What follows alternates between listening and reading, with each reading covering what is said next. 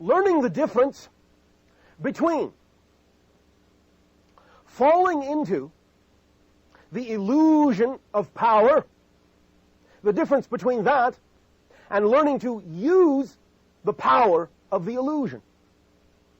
Many individuals on your planet for quite some time have fallen under the illusion of power, thinking that power exists in the outside world and must be, in a sense, harvested, must be attained, achieved, that things, circumstances, situations, even people, must be somehow manipulated, controlled, brought into the position that you desire them to be brought into in order to achieve a certain thing. Many individuals have fallen under this illusion of power, and of course the result has been a great deal of strife, separation, segregation, pain, suffering, and so forth. But now, many individuals are beginning to awaken from the illusion of power and are beginning to be able to actually use the power of the illusion. They are beginning to understand that physical reality doesn't really exist outside you, that you are physical reality, it exists within you, that the power of the illusion is in learning that it is, in a sense, an illusion, learning that that's what reality is, and in learning that it is manufactured, in a sense, within you, learning the means by which this is done, learning the means by which you can change it internally by changing yourself, and understanding that as you change yourself, so you change the entire world. For each and every change is a total change, not just a small change, but a total change. And when you know that physical reality is a mirror, a reflection of your strongest beliefs, your strongest thoughts, what you believe is possible, most likely to occur, then you can use the outer mirror illusion reflection as a guideline, a marker, a reminder of what kind of thoughts you are having, what kind of definitions you are believing, what kind of concepts you are buying into. And you can use it as a feedback system to show you whether or not you prefer to maintain those beliefs and those definitions. And if not, then to learn to change them and to see the outer reality, reflection, change along with the change within you. But as I've said before, and this is one of those, what you call in your language, catch-22s, is the idea that it must be an unconditional change, must be an unconditional internal change, which is another way of saying that if you make a condition of changing, in other words, you say, I will change if I get then the response I want to get, then you are making it conditional, and you are still putting the power outside yourself. You are still projecting outside yourself and saying that the power of change comes with the outside, comes with the change in the outside, rather than simply determining that the change has happened within you, and that you are who you want to be for its own sake, regardless of what goes on around you. In other words, that's the secret of true change, is that you will change and will behave differently than you did before, even if the outside reflection is still the same. When you can be that, when you can behave differently than you did before, even when the outside hasn't changed, then you have really changed. And when you then have really changed, the outside has no choice as a reflection, like in a mirror, but to change to mirror you. But if you do it to get the change, you short-circuit it, and it will not happen, because you make it conditional. That's the power of the paradox in this situation. And the power of the paradox between the difference of the illusion of power and using the power of the illusion. Now, when we say illusion, again, understand, in your semantics, in your language, that's what reality is. It doesn't mean that there is no reality, except that there is no reality except what you define it to be. But that's what reality is. We are not saying it doesn't exist. but we are saying simply that reality is only the definitions you bring to the forefront of your belief system structure. And that forms the reflection, the illusion, if you wish, that you see, that you perceive all around you. Now again, remember, this is not just a philosophy, this is physics. You are energy. Energy is information. You are patterns of information.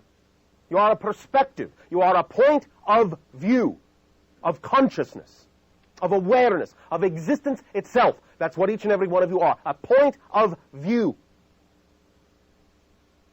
And as you design and define your point of view of who and what you believe yourself to be, or who and what you believe yourself capable of being, that's what you get reflected. It may not always be a one-to-one reflection. Literally, it may be quite symbolic, because the reality mirror, the illusion, is, in that sense, capable of reflecting back to you in many symbolic ways, the representative of many states and levels of your consciousness, your emotional self, your spiritual self, your mental self, your bodily self. There are many different ways that your mirror has of reflecting back to you those symbols that are representative of the beliefs you hold most true. And so it is up to you to be imaginative, to be able to learn to interpret your own reality around you. The things that you see, the people that you meet, all have significance. There are no accidents in that sense.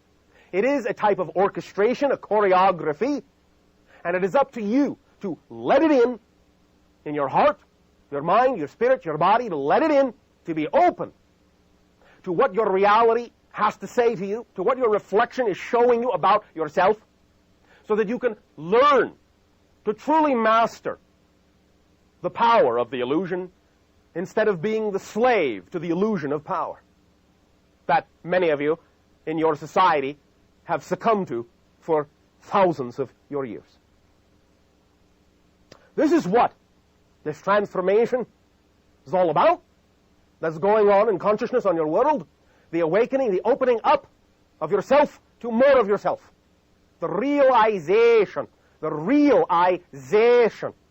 of who and what you really are, what you were really created to be, and thus the total surrender, that is to say, total acceptance of yourself, so that reality can show you who you actually are, rather than playing the illusion game of who you think you're supposed to be, which only has you running around in circles and tiring you out.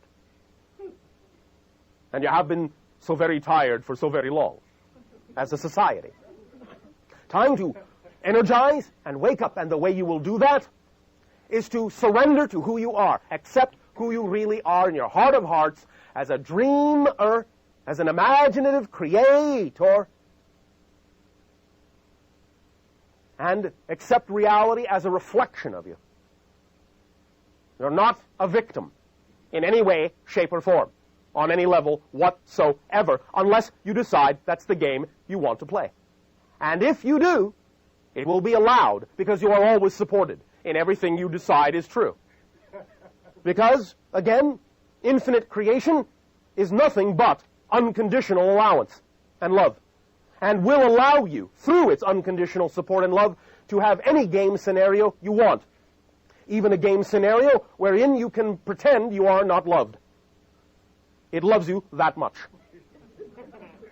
And so use that love to your advantage, and allow yourself to wake up into that love, to love yourself, and to understand that anything at all, is possible for you within the context of the reality that you have chosen, and that you are now expanding even the definition of that reality now that you understand, or at least are beginning to understand, the power behind the illusion.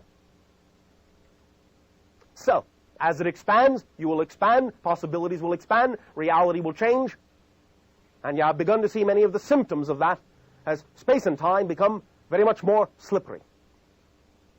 And things are not quite so rigid. And all the different belief systems that have existed on your planet for thousands of years are now all coming out at once onto the table, battling it out, in a sense, positive, negative, pro and con, everything coming to the surface, all the deep, dark secrets, all the fears, all the doubts, along with all the possibilities of infinite joy, all coming out on the table all at once, so you can choose, because that is the ultimate tool of freedom and power, the ability to know you can choose. And that's all there is to it. And it begins from the realization that that's all you've ever done, is choose. What you get is what you chose, consciously or unconsciously. To believe was the most likely kind of thing you were capable of getting.